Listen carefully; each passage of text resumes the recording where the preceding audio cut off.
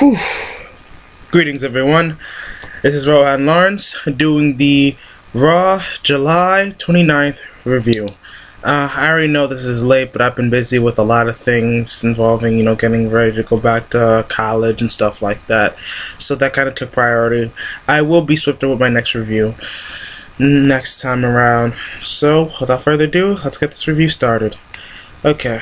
First things first, we got Vincent K. McMahon coming out with Brad Maddox, and basically he wants Brad Maddox to basically, own up on his boneheaded decision of letting John Cena choose his own opponent, which is Daniel Bryan. Basically, he doesn't like Daniel Bryan, but you guys kind of already knew that. Daniel Bryan comes out here and says that, Brad Maddox may have said all this horrible stuff about me last week, but I believe he was told to say all this by you, which, let's be honest, is true. Vince McMahon goes over to saying that basically, he doesn't really like Daniel Bryan, and that he doesn't have that quote-unquote ruthless aggression that John Cena had. And then he kind of makes an ass out of himself by saying he doesn't want Cena to win either, which is, I find, kind of hard to believe because, 10 years strong and still going, Vince definitely had his hand in that. Man. He also says that Cena is basically lying about everything he said about Daniel Bryan, about why he chose him as the #1 contender. And Daniel Bryan says that if he is lying, there's hell to pay. Honestly, this was a pretty good segment because, I believe Daniel Bryan's going to win. I personally believe that Daniel Bryan's going to win because, Vince is taking time out to do a promo with him, that gauntlet match. And I know what you guys are thinking, this has happened to other guys before, but I don't think they built up a star quite like this in a long time, since maybe CM Punk. Okay, so maybe not that long, but I'm willing to bet he's more over than CM Punk. Honestly. And CM Punk blew up during July, during the infamous named Summer of Punk, and I believe Daniel Bryan's on his way to even besting that. So I think he's definitely gonna win. Now let's see. One thing I don't like though, one thing I don't like is that they're using Daniel Bryan to put Cena over, which I personally think won't work. I mean, they've tried everything. They've tried military, they've tried kids with diseases, unfortunately, God help them. But, they're trying to use everything to put him over, and it's just not working. And now they're trying to use, of course, Daniel Bryan to put him over by saying, I respect Cena as a human being. It's and I'm not trying to say maybe Daniel Bryan doesn't really feel that way, but, I mean, using Daniel Bryan, a guy who's over with the crowd, to get Cena over is pathetic and not going to work. So add that to the list of things that are pathetic and not going to work in WWE, including confiscating signs, pumping crowd noise, using all this. It's just not going to work. So anyway, let's keep going. The first match, it was between Shield, the Usos, and Mark Henry, which was a very good match. I believe that the Usos are going to get another tag team opportunity, and maybe Mark Henry might face Dean Ambrose. It might look that way. I personally hope that happens because I want to see another tag team match between the Shield and the Usos, because like I said before, their last one at Money in the Bank was great. Honestly, can't say much about this. Great match. Shield won with a solid victory. I believe Dean Ambrose got the win over one of the Usos, and that is a match. But Mark Henry did look strong afterwards by attacking the rest of the Shield, even after they had won. So let's hope this rivalry continues today on SmackDown because, I'm so late and it's already Friday. Next was RVD versus Fandango. Every time I look at Fandango, I really think to myself, how come Ryback could have been the first one, couldn't have gotten his first pay-per-view win at WrestleMania? Because they're not doing anything with Fandango. All Fandango does is annoy people, have that stupid theme song, and just walks away with his count-out victories when he decides, I can't win. Seriously, nothing special about this match. Even RVD can't save it. Okay. Next was Kaitlyn versus the Divas Champion, AJ. I mean, these two have just had a great history in the ring. I'm not sure I want to see them battle again at SummerSlam. only because I've seen it twice. I'm sure they would put up a good match, but I think they're kind of out of ammunition for right now of what they can do to each other. They've already mocked each other, called each other crazy. That whole thing AJ did regarding the Secret Admirer thing to Caitlyn pretty much told the whole thing. I don't know if they can do anything else, but hell, I guess I wouldn't mind seeing that match because hell, no, they're great athletes, honestly. The Divas impressed. Hell, the Divas impressed a lot more than Fandango did. Anyway, this match ends with Caitlyn giving the spear to AJ, and then Dolph Ziggler coming out and basically mocking AJ and basically saying he wants a match with Big E Langston right now, which is the 4th match. Dolph Ziggler and Big E Langston put up a good match. I personally think that Dolph Ziggler should be going for the World Heavyweight Championship. And if Big E wanted to get involved, I would have thought maybe making it a triple threat match would have been better. Because, hear me out. You have the whole rivalry between Dolph Ziggler and Alberto Del Rio. That's just that in itself. But remember the countless Raws and SmackDown you saw Alberto Del Rio fighting Big E Langston? Yeah, that could actually come into play now because Big E Langston won a few times. So that would, bring to the point the whole he can defeat the #1 contender, because back then Del Rio was #1 contender, not champion. And that can bring in the whole, if he can beat the #1 contender, then he can beat the champion. Alas, they didn't do this, and it looks like we're going to be seeing Dolph Ziggler versus Big E at SummerSlam, which is going to be a good match, but seriously, what the hell they're going to do with the World Heavyweight Championship? I guess we'll find out on SmackDown.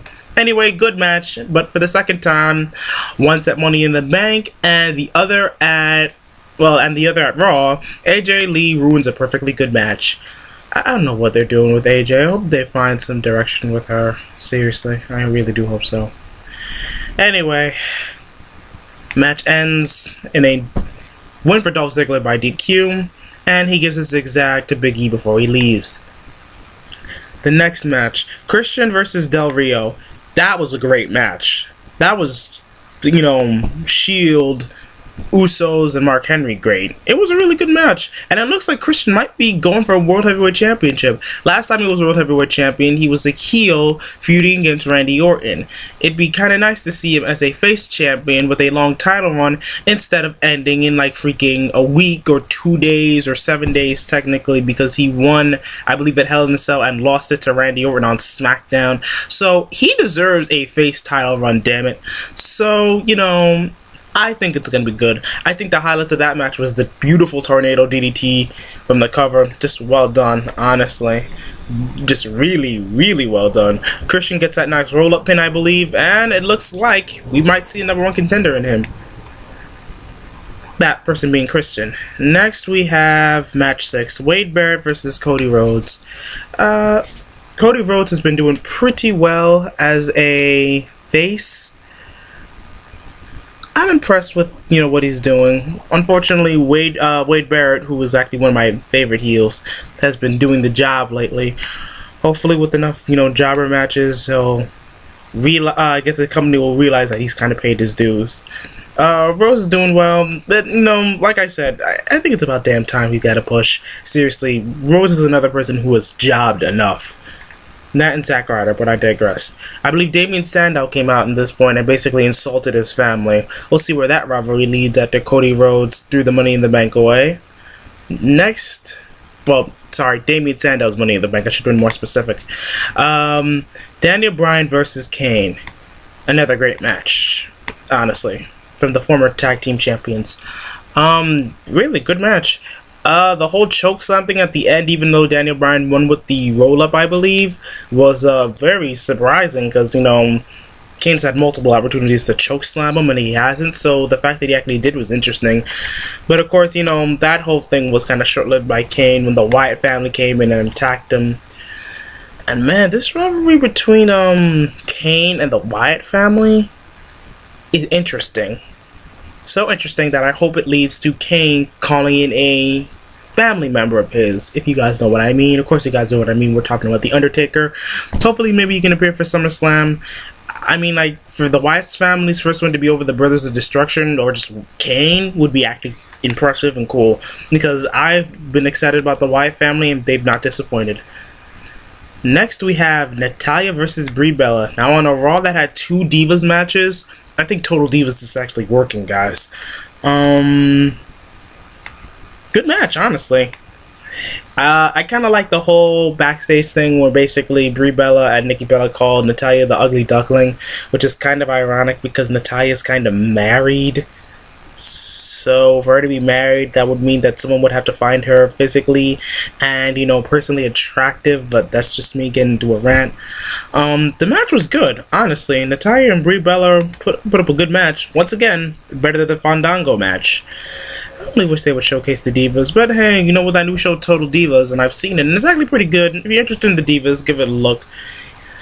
It's not bad, honestly. It's actually pretty good. It's actually funny, too. But if you're interested in the Divas, go ahead and try it out. Once again, Natalya and Brie Bella could put up a good match. Next is R-Truth versus Curtis Axel. I knew the moment Curtis Axel was involved in this match, CM Punk had to appear. CM Punk basically interrupts. I can't remember all that happens because once again it's been a while ago, and even though I've taken notes and everything like that, once again I'll try to be quicker with my reviews next time. But there's been a lot of college stuff to deal with. CM Punk basically interrupts Curtis Axel and goes for Paul Heyman, whose look when CM Punk had his eye on him was priceless. I was like literally screaming at the TV, "Paul, go home, go home, Paul, go home." Oh man, this rivalry is good. The only thing the CM Punk rivalry with the Paul Heyman stable needs is more Brock Lesnar, because, you know, he is fighting him, so I would like to see more Brock Lesnar. The best versus the beast. Nah, that's gonna be good. Little backstage segment between Vince McMahon, Triple H, and, well, I should have just said the McMahon family. Triple H is basically like, you done pulling Maddox's strings yet? You done, you know, doing everything you can to make sure Daniel Bryan loses, which is true. As much as an egomaniac Triple H is, I actually do believe that he actually does like Bryan inside the ring, outside the ring. So, you know, Stephanie trying to play peacemaker between her husband and father, say we can give Daniel Bryan a corporate makeover, which worries the living hell out of me. God forbid if they shave off his beard. I will rant. See where that corporate makeover leads next week. And finally, the match between John Cena and Ryback, a tables match. Cena wins. Really? Really? Cena wins. He put Ryback through a table. That's kind of obvious. Seriously, any match with John Cena, you can tell who's going to win. Except with Daniel Bryan. I'm hoping Daniel Bryan wins. Afterwards, Daniel Bryan comes out with his signature yes chants. He seemingly hands the title over to John Cena, snatches it away and says, "This is gonna be mine." Cena's like, yes, and just snatches his title back away from him. So the rivalry's gonna get interesting. And that, my friend, was pretty much Raw on July 29th on a Monday. Once again, I apologize for being late. I've had a lot of things to do and I haven't actually been feeling well. If you guys have noticed, I'm not as energetic in this video. It's been a long week. But, that's Raw, and I promise I will be quicker next time. So, do the usual thing, comment, see what you guys think about the whole rivalry between John Cena and Daniel Bryan, or any rivalries that's been going on in Raw lately. You know, leave your comments on how you think Raw will go next week. On SmackDown today, no, I'm not sure I'll be doing SmackDown reviews because it's been a thing with time, and I've noticed that a lot of people don't really like SmackDown that much. I mean, like, they like SmackDown, but I don't think people do reviews on it. I don't know. I have to look on it. But I will be making a video, and I did promise it, of reasons why I think Daniel Bryan should win at SummerSlam. That is still coming. I haven't forgotten about that. I will make time to make that video. So anyway, you know the deal. Subscribe, comment, like, and I will see you later.